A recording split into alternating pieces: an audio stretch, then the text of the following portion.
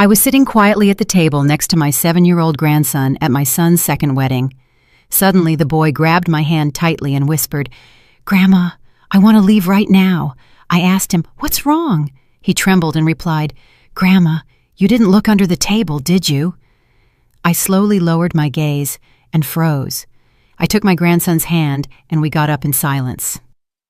I'm so glad you're here. If you're watching this video, please like and subscribe to the channel and tell me in the comments where you're listening to my story of revenge from. I want to know how far it has reached. I was sitting in the middle of the wedding hall, a ballroom aglow with candlelight, right next to my little grandson, the boy I love more than life itself. Today was the wedding of my son, Alex, to his second wife, Ava. My little boy, Leo, was busy pushing his red toy car back and forth across the immaculate white tablecloth. His clear eyes seemed immersed in a world of his own, where the noise of the adults around him didn't exist. I looked at him, and my heart softened. I carefully straightened the tiny bow tie at his neck, a gesture as gentle as if I were caressing the memory of his mother, Maria, whose every tender smile I still remember as if it were yesterday. The soft melody of the jazz band filled the room, blending with the murmur of conversations and the clinking of wine glasses. The ballroom was decorated with impressive luxury, with arrangements of pristine white roses on every table, and the candlelight reflected on the gleaming silver plates. I looked up, searching for Alex. He was busy going from table to table, toasting to thank the guests, with a radiant smile that seemed to want to hide the emptiness I knew he still carried in his heart since Maria left. In the distance, Ava, my son's new wife, stunning in her beaded wedding dress, posed for photos with her friends. Her smile was perfect, without a single cloud, as if the whole world belonged to her. I looked at her and felt something strange in my chest, a weird sensation, but I tried to ignore it, telling myself I was just being overly sensitive. Waiters moved gracefully between the tables, serving more wine, clearing empty plates, and arranging the napkins. An elderly couple sitting at our table turned to me with a kind smile. "How fast Leo is growing up. How old is he now, Betty?" I smiled and replied in a soft voice, "He just turned 7. Time flies." Then I turned to cut a small piece of cake to give to Leo. The boy looked up, his eyes shining with gratitude, but he immediately lowered his head again and continued pushing his toy car, as if only that toy was the place where he felt safe. Suddenly, Leo stopped.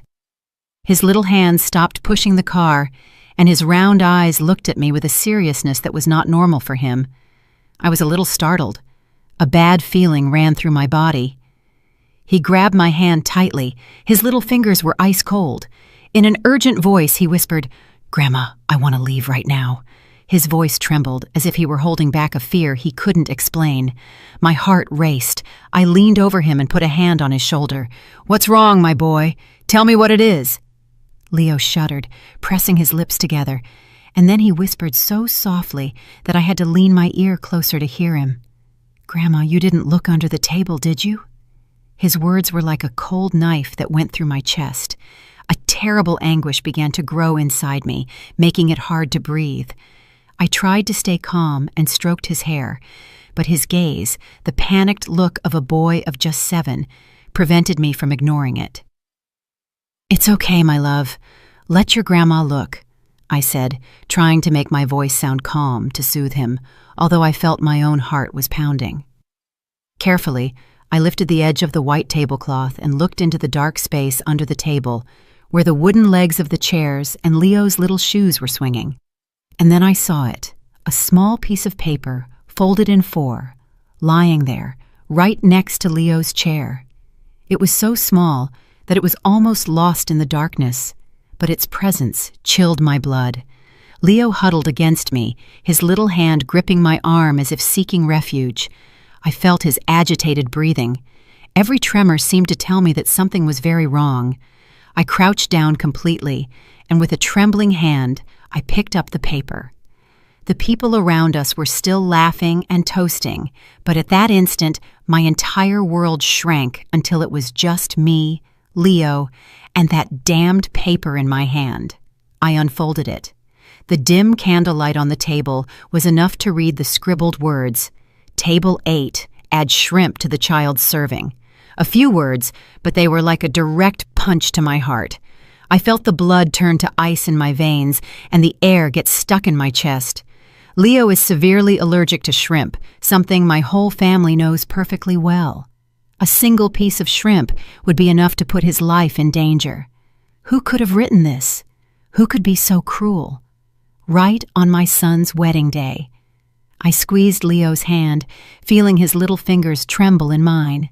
I stood up abruptly, not caring about the surprised looks from the people around me. The elderly couple nearby stopped talking and looked at me with concern. I hugged Leo with all my strength, as if I feared he would vanish if I let him go. The laughter and music continued, but for me, everything had become a heavy, suffocating silence. Memories of other times flooded my mind, taking me out of that gleaming wedding hall and back to the years when our family was whole. I once thought my son's home would always be filled with laughter, but life, like a sudden gust of wind, extinguished that flame of happiness, leaving me with scars that would never heal. I remember Maria, my first daughter-in-law, like I remember the morning sunlight streaming through the window at dawn. Her smile was tender and warm. She always made me feel like I was in the arms of a true daughter. Maria never raised her voice, never did anything that worried me. She was one of those people who, just by looking at them, made you feel at peace.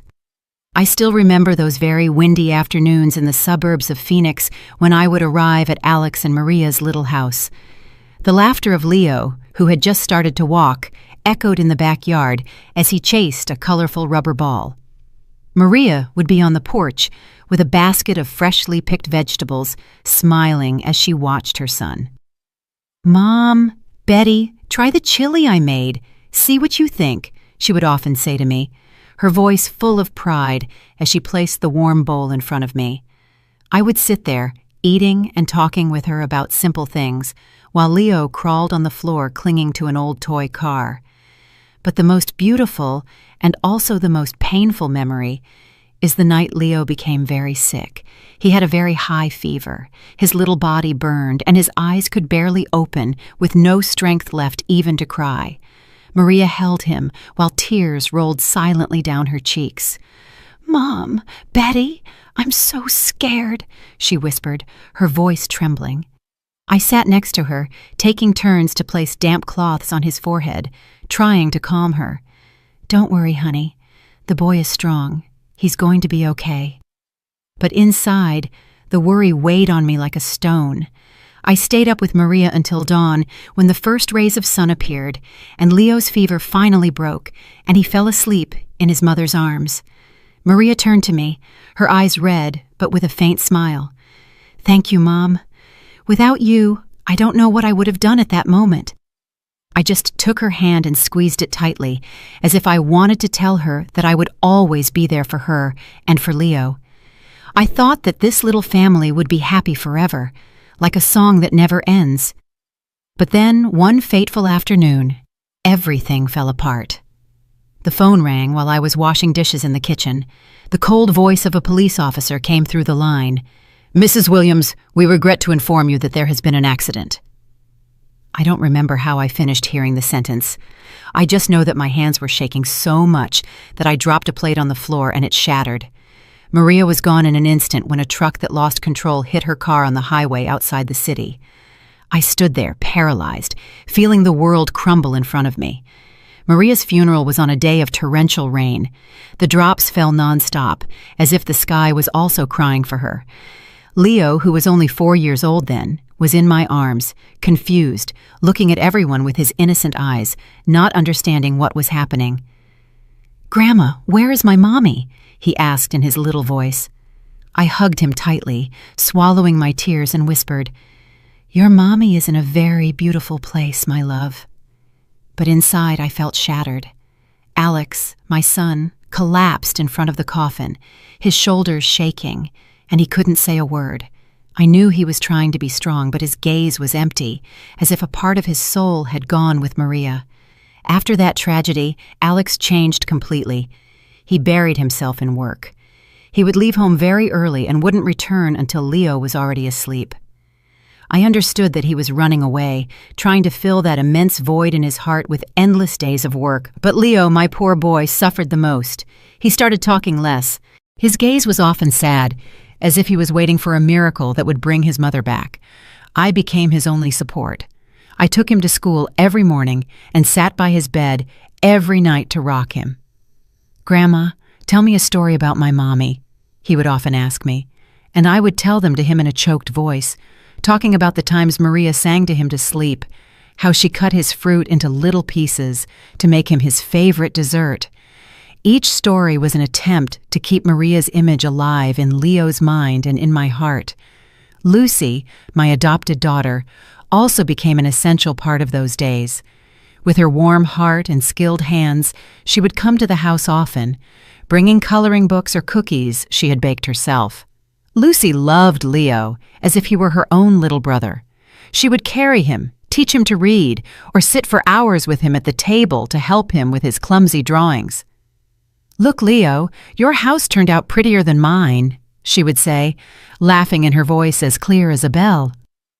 But sometimes I would catch Lucy looking at Alex when he entered the house in silence after a long day of work. It was a deep look that contained something more than a simple sibling affection. I saw it, but I decided not to say anything.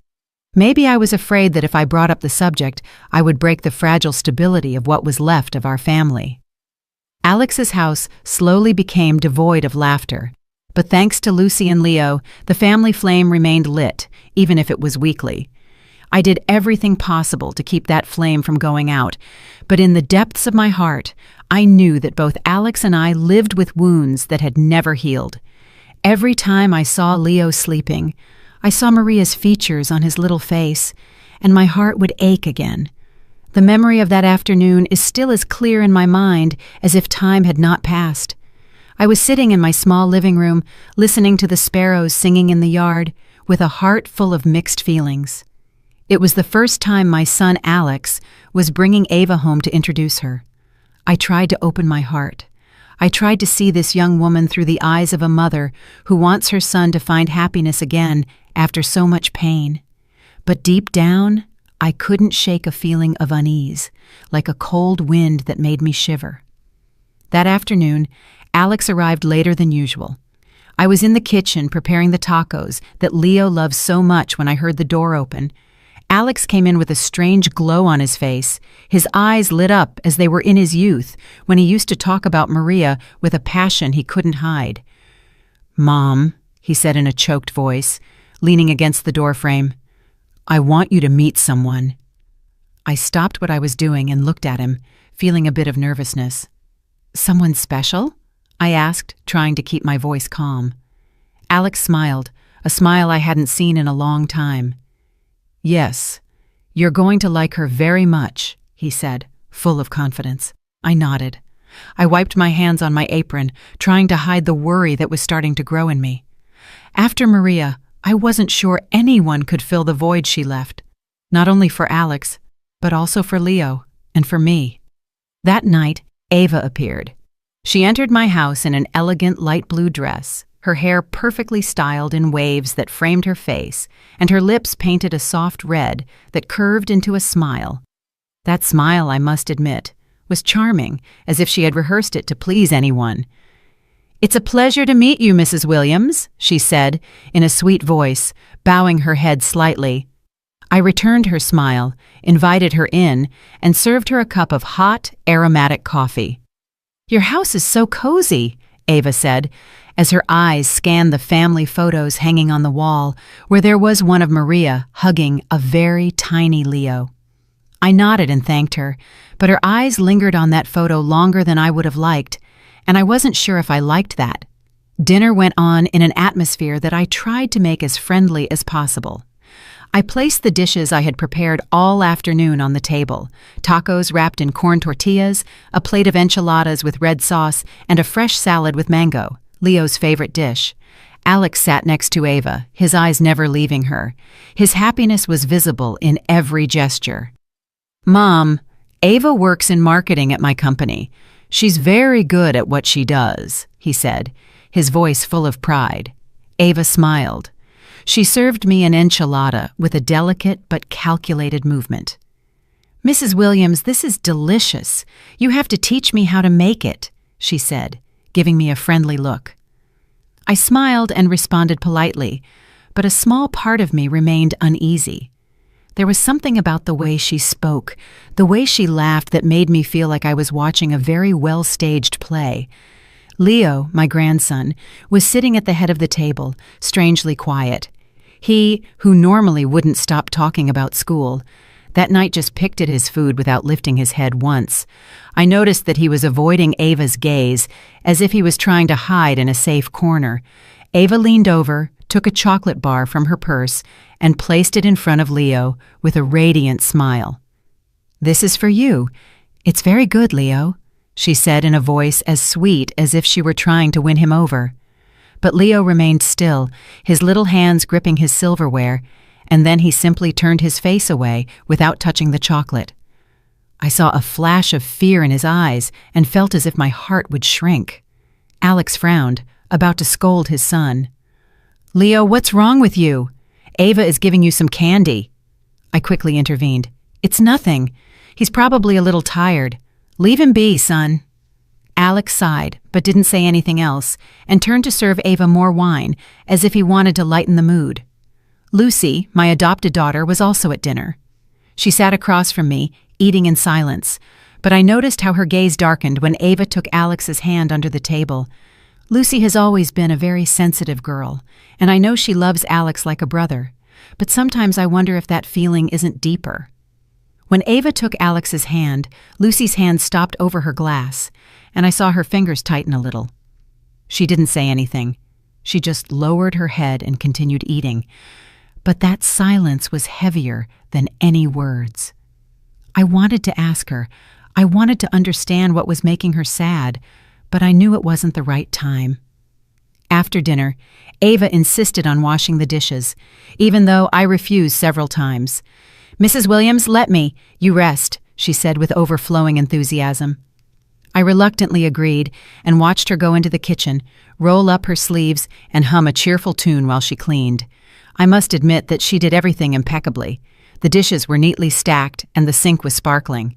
For a moment, I thought, this girl seems very caring. But then, when I went out into the living room, I saw Leo sitting, coloring with his little hands clutching a crayon. Ava approached and sat down next to him, praising him. "You draw so well, Leo. What is it? Let me see." But Leo immediately let go of the pencil and leaned back with an expression of distrust, as if she were a threat. Ava glanced at me and quickly forced a smile, as if to cover up the awkward moment.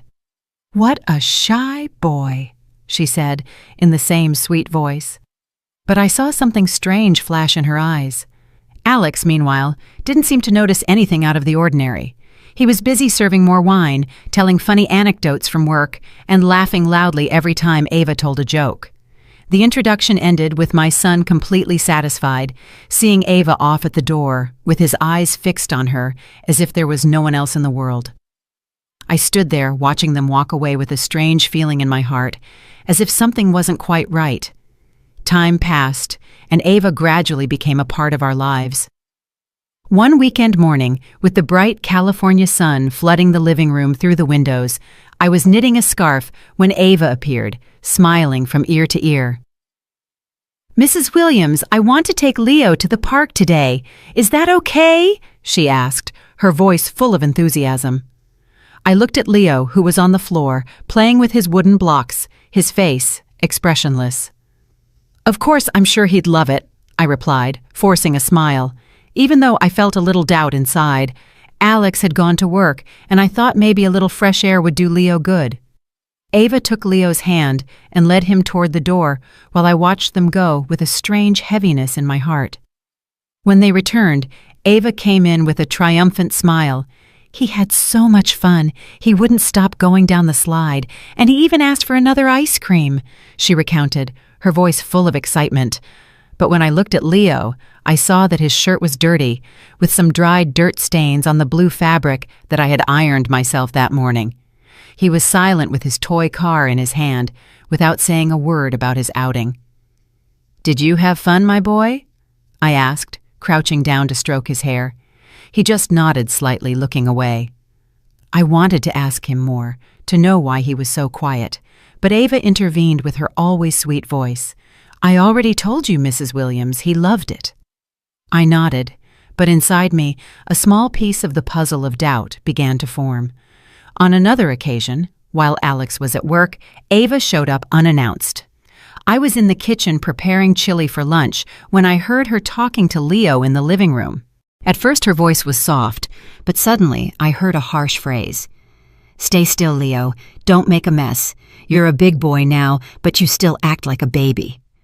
I stopped dead in my tracks, my hand still over the onion I was chopping, and a chill ran through my body.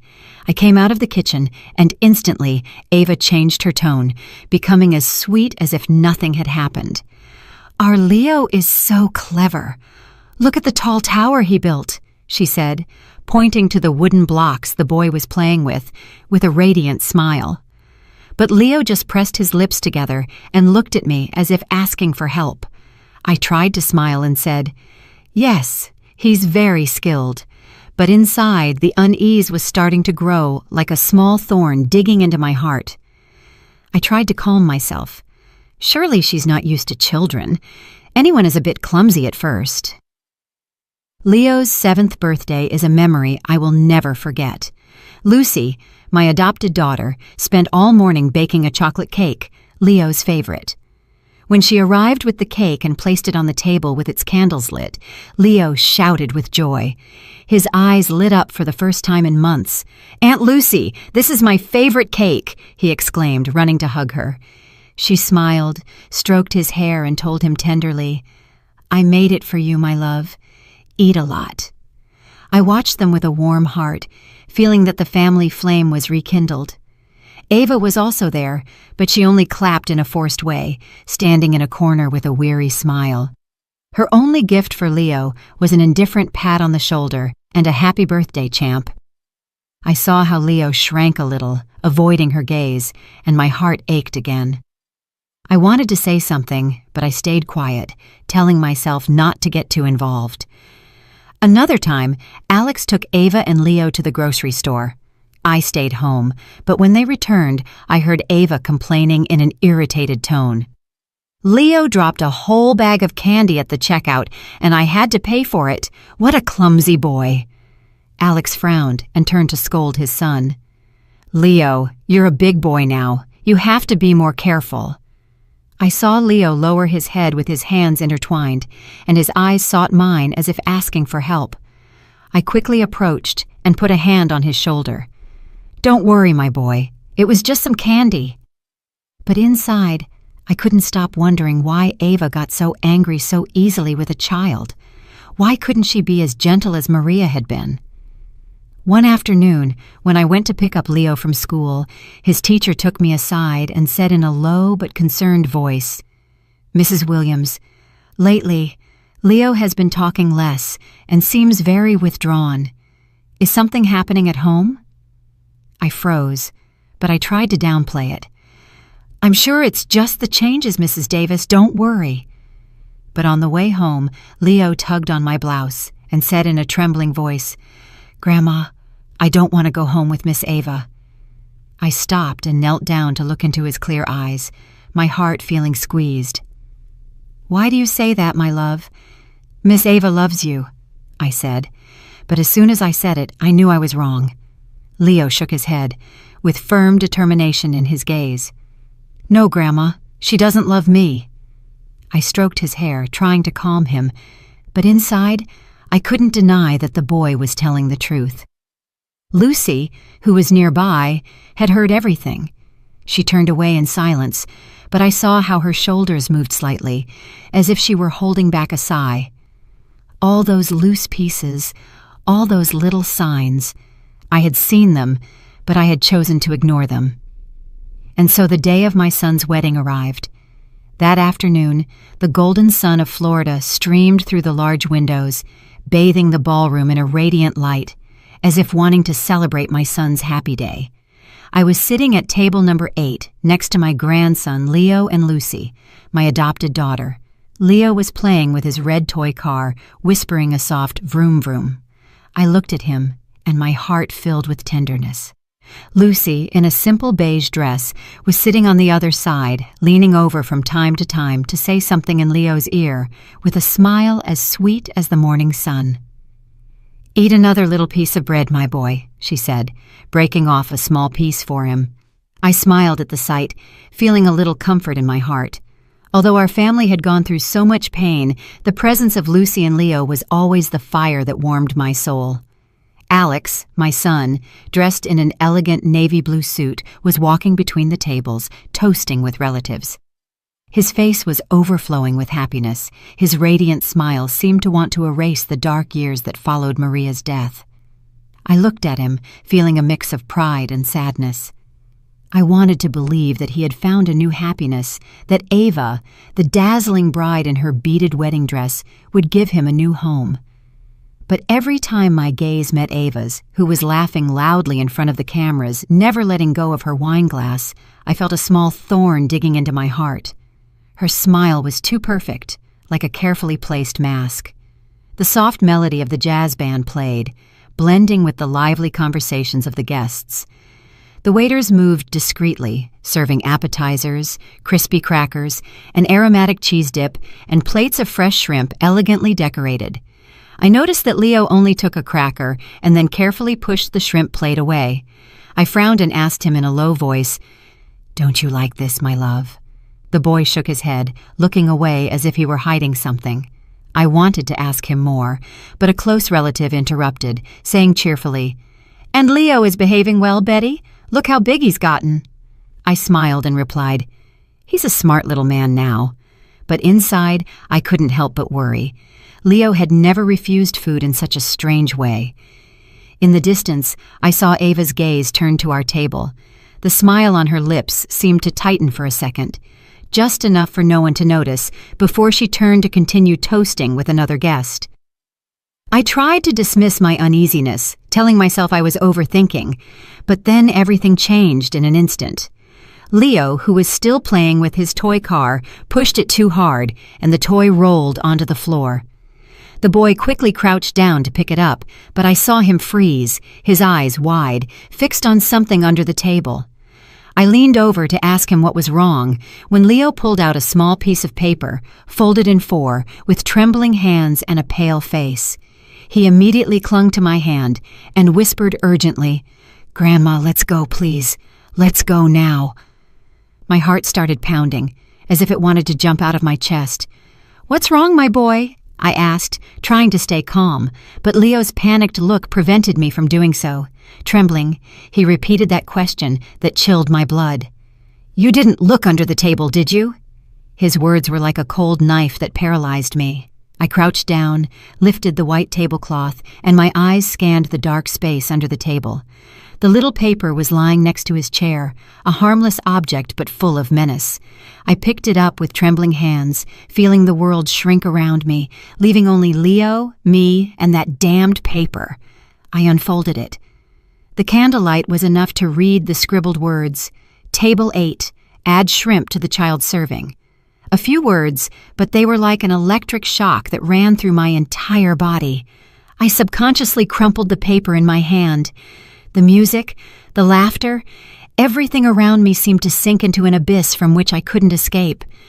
Ava, in her dazzling wedding dress, continued to laugh in a corner of the ballroom, raising her glass to toast with a guest, as if nothing in the world could worry her. Alex was busy taking photos with his co-workers, with a radiant smile that seemed to confirm that this was the happiest day of his life. But for me, everything in that ballroom was a farce, a curtain that hid the terrible truth I had just discovered. I squeezed the paper tightly, feeling it burn my skin. Leo, the grandson I loved more than my own life, had almost become the victim of an evil plot, right on his father's wedding day.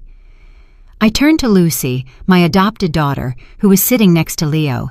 Her eyes were filled with concern when she saw my expression. "Take care of Leo, please," I said, trying to stay calm, although I knew I couldn't hide the tremor in my voice.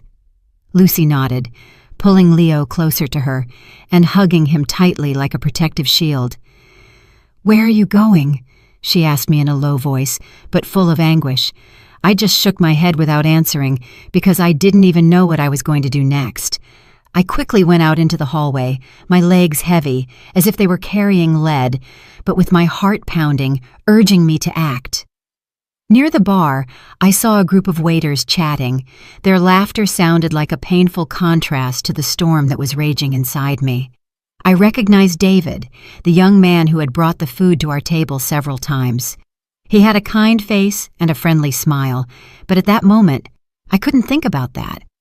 I walked straight up to him, put the paper in his face, and asked in a firm voice, "Do you know who sent this paper?" David looked at the paper, and his face changed instantly. His carefree smile turned into an expression of panic.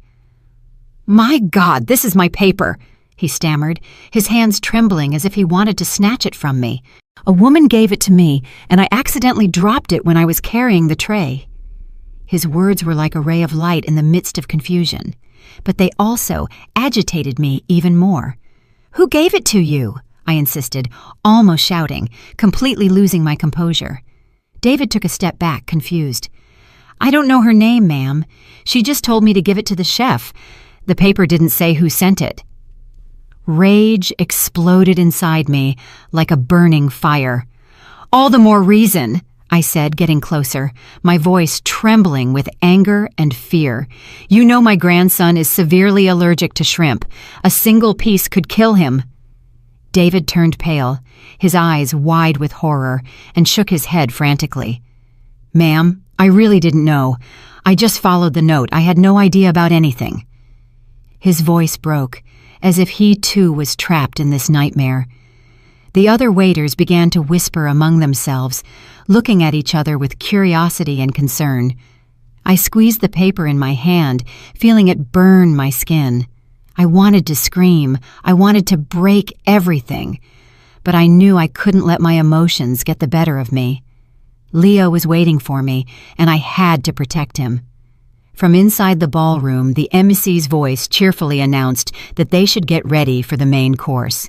His voice was like a cruel reminder that time was running out, and if I hesitated, a deadly trap could be waiting for Leo.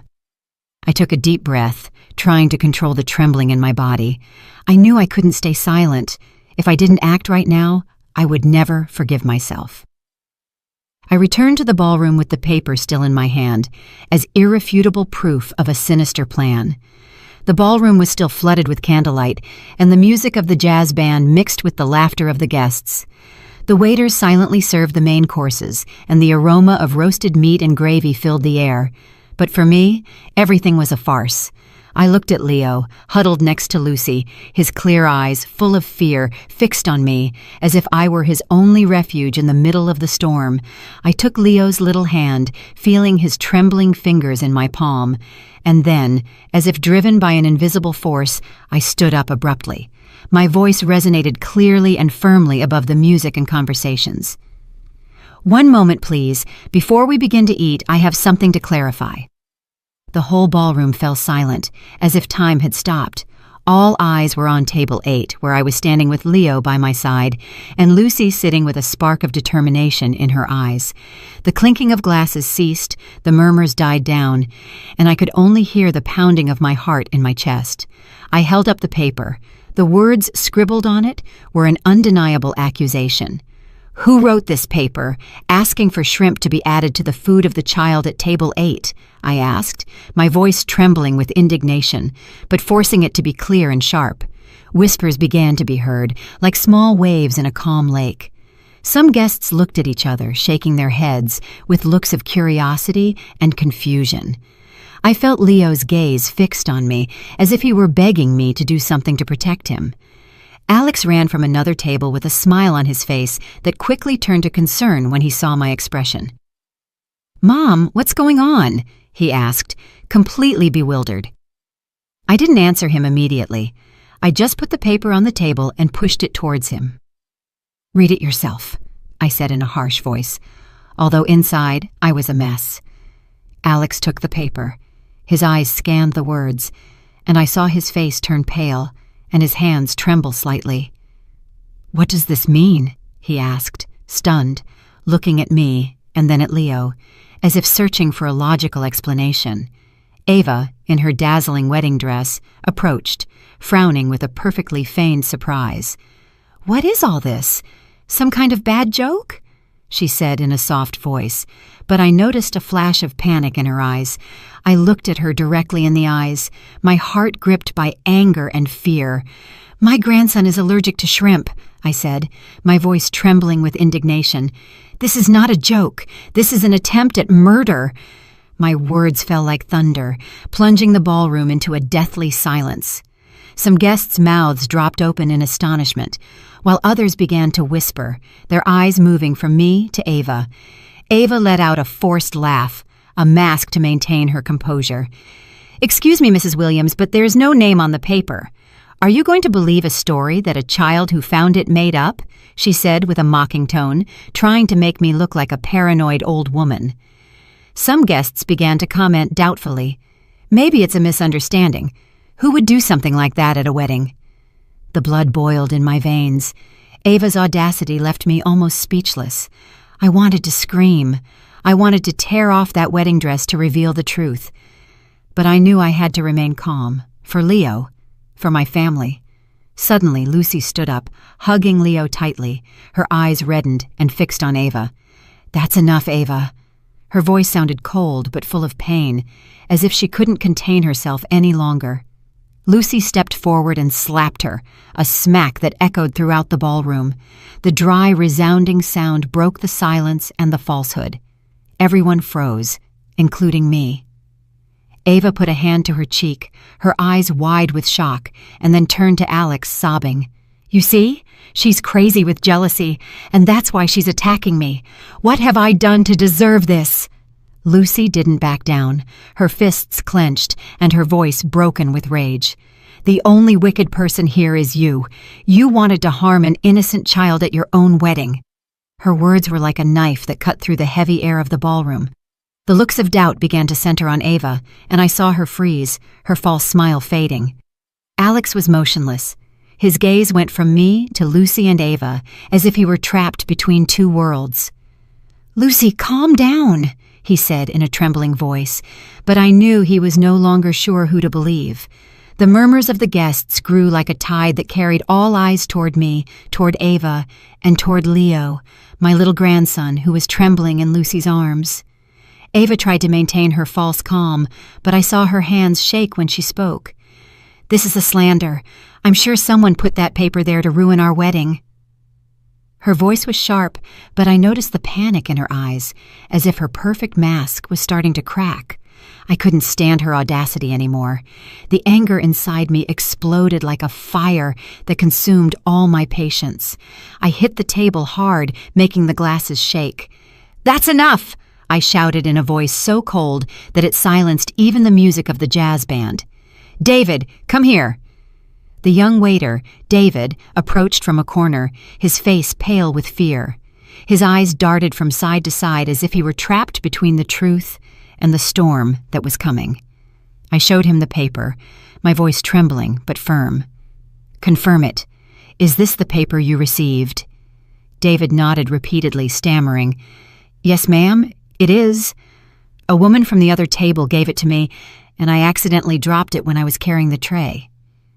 He lowered his head as if he wanted to avoid my gaze.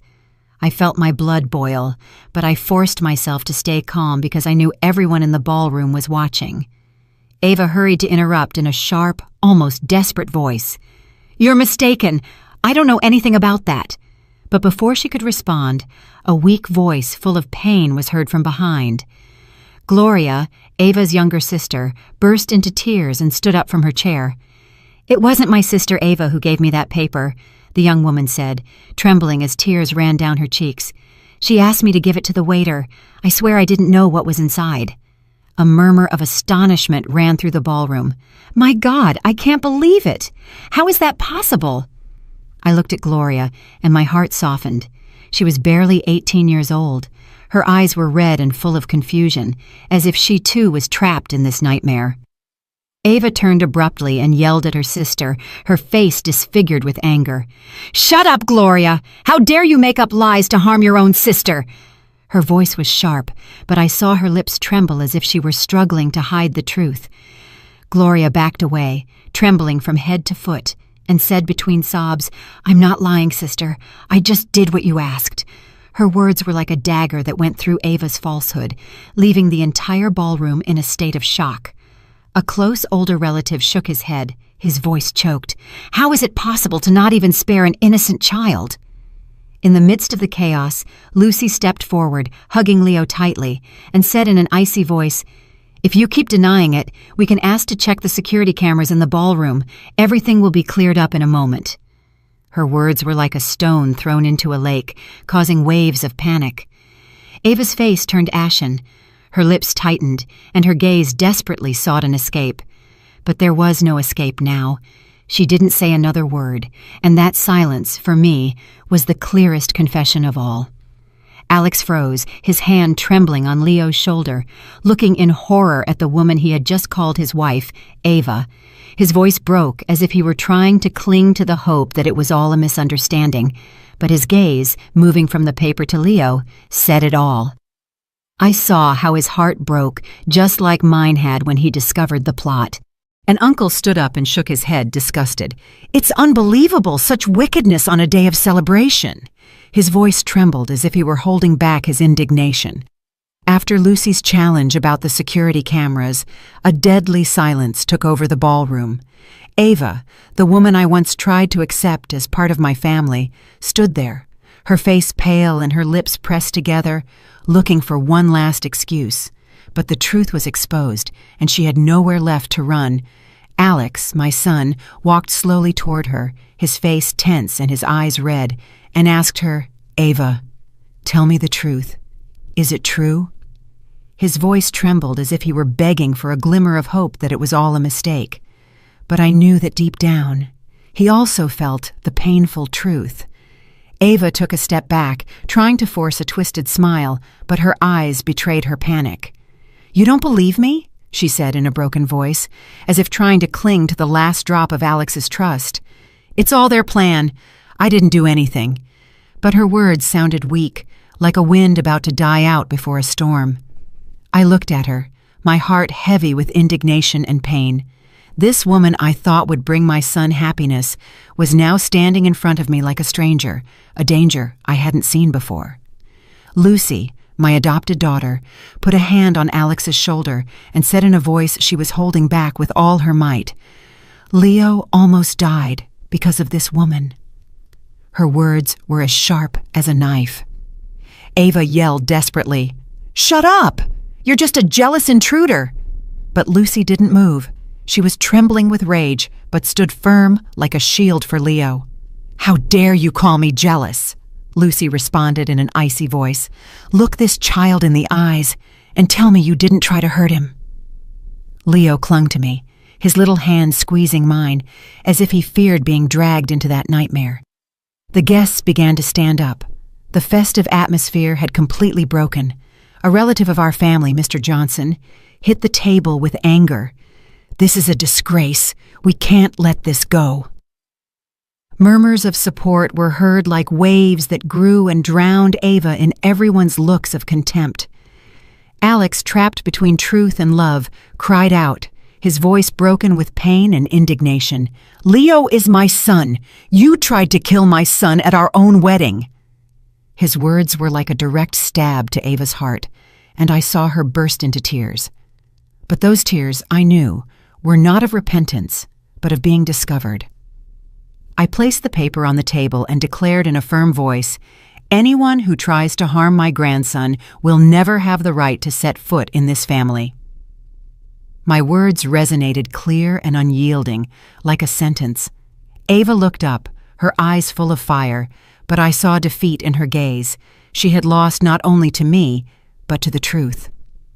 The hotel's security personnel approached, and in a polite but firm manner, asked Ava to leave the ballroom. "Ma'am, please come with us," one of them said in a cold voice. Ava backed away, looking for help, but no one sided with her. Many guests shook their heads, leaving their half-empty glasses and sighing with resignation. "Unbelievable," one whispered. "How can someone be so cruel?" Another said, horrified.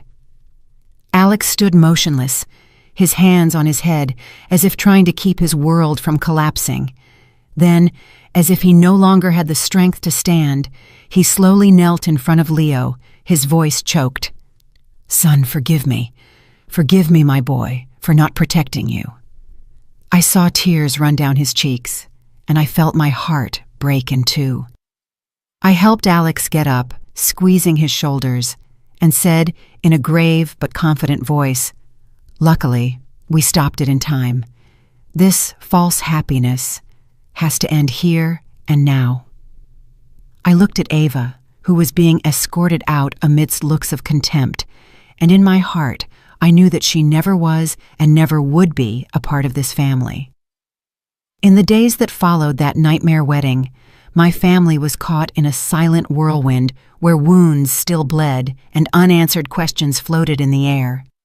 I felt as if I had just woken up from a nightmare in which I almost lost Leo, my grandson, whom I love more than life itself. The story of the failed wedding spread everywhere, from the small suburban streets to the conversations of distant relatives. The house phone wouldn't stop ringing. Some blamed Alex for blindly trusting Ava. Others sympathized with Leo, the innocent child who was almost the victim of an evil plot.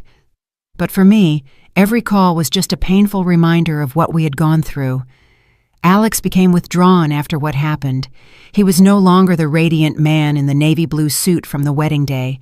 Instead, he would take Leo to and from school in silence every day, his gaze filled with pain and guilt. The name Ava, like a curse, was never mentioned in the house again. I looked at Alex with a pained heart, but I knew he needed time to heal, to find himself after being betrayed by the person he loved. I didn't blame him because I understand that love can get to people, but I also knew that our family had to rise from the ashes. I continued to care for Leo, as I had since Maria left. I cooked his favorite dishes, like cheesy pasta or a soft pudding, trying to give him back a sense of security. But who really healed Leo's soul? It wasn't me, but Lucy, my adopted daughter. Every morning she would carefully prepare his lunch for school, carefully choosing foods without shrimp or anything that could put him in danger. She would even write a little note for the teacher, explaining Leo's allergy, along with a smiling face drawn with a crayon, which he loved. "Aunt Lucy, you draw so well," Leo would exclaim when he opened his lunchbox, and I would see his eyes light up, as if a part of his innocence had returned. Every afternoon, Lucy would take Leo to the nearby park. I used to watch them from a distance, seeing how she taught him to fly a kite, showing him how to hold the string so it would fly high. Once Leo fell off the slide, and Lucy ran to him, picked him up, brushed the dust off his clothes, and whispered, "It's okay, my love. I'm here." Leo's clear laughter echoed, a sound I thought I had lost forever, and which was now like a balm for my heart. I looked at Lucy with infinite gratitude, because she was not only a sister to him, but also like a second mother, filling the void that Maria had left. One night, when Leo had a high fever, I saw Lucy spend the night by his side. She sat on a chair next to the bed, placing damp cloths on his forehead, while she quietly told him the story of a brave sparrow that flew through a storm. I stood at the door, watching in silence, and I realized that Alex's gaze followed Lucy for a long time. It was a complex look, full of gratitude and remorse, as if he was realizing something he had ignored for a long time. I didn't say anything. I just retreated in silence, giving them their space. But in my heart, I began to hope that maybe there was a light at the end of our family's dark tunnel. One night, during one of the rare dinners where we were all sitting together around the table with the warm pasta I had prepared, Leo suddenly looked up, his clear eyes fixed on Lucy. "I want Aunt Lucy to be my mommy," he said in a soft but clear voice, as if it were something he had been thinking about for a long time. Everyone at the table fell silent. Lucy blushed and lowered her head, gripping the spoon as if to hide her embarrassment. Alex froze with teary eyes, as if Leo's words had touched a very deep chord in his heart. I smiled. I put my hand on Alex's shoulder and said in a warm voice, "True happiness, son, doesn't come from a dazzling wedding dress, but from a sincere heart that knows how to love." Alex looked at me, then at Lucy, and I saw a small spark of hope shine in his eyes. Time passed, and Ava disappeared completely from our lives, like a toxic wind that had gone. Leo became a happy boy again, always stuck to Lucy, with his red toy car and the drawing she made for him. I saw him running and playing in the yard, feeling a great relief, but also a pang of pain, thinking about everything he had to go through. One day, Alex took Lucy's hand. He suddenly stood in front of me in the living room and said in a trembling but firm voice, "Mom, I know I made a mistake. I was blind. I put Leo in danger, but this time I don't want to let go of the person who has truly been by our family's side." Lucy lowered her head with flushed cheeks, but I saw a radiant smile on her lips. I nodded as tears silently rolled down my cheeks. "Son, the only thing I want is for you and Leo to be happy," I said in a choked voice. That night, after Leo fell asleep, I sat by the window, watching the silver moon that stretched over the quiet street. Its soft light was like a reminder that, although our family had gone through dark days, light always finds a way to break through. I whispered to myself, family isn't always made of blood ties. Sometimes it's chosen with love and courage. After that grim wedding, a new chapter full of light had truly begun for my family. I looked toward the yard where the kite that Lucy and Leo had flown the day before was still there, and I knew that although the old wounds might never fully heal, we would continue on together with love and strength as our support.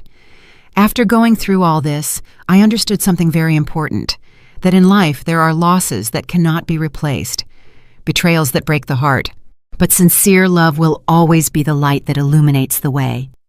Family is not only built with blood ties, but also with choices, with the courage to protect each other from darkness and danger. It is sacrifice and true affection that brings lasting happiness, not false appearances. I want everyone to remember to listen. You have to let your heart guide you because sometimes a small gesture of attention can save a life. And it is kindness that gets us out of nights that seem to have no end. The story you have just heard has been modified in names and places to protect the identity of the people involved. We do not tell this to judge, but with the hope that someone will listen and stop to reflect. How many mothers are suffering in silence inside their own homes? I truly wonder. If you were in my place, what would you have done? Would you have chosen silence to maintain peace? Or would you have dared to face everything to reclaim your own voice? I would like to know your opinion because every story can become a candle that lights the way for others. God always blesses us, and I am sure that courage will lead us to better days.